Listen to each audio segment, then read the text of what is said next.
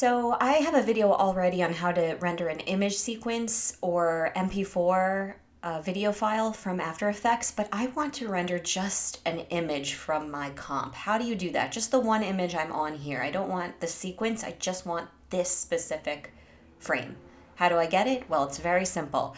All you have to do is go to this little camera button right here. It's called Snapshot, I believe, and click it. It'll make that cool noise.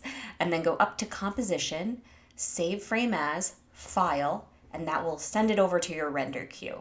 Here, I don't want it to output as a Photoshop file. I want it just to be a JPEG. So I'm going to go down to JPEG Sequence.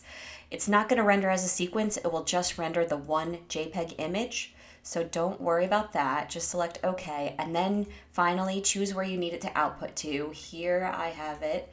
I'm just going to call it Vancouver 2 and save, and then just select render, and it'll only take a second because it is just one image. So here's the file, and there we go. Perfect, we've got the image. So I hope this helped, and I hope that you guys tune in for my other videos.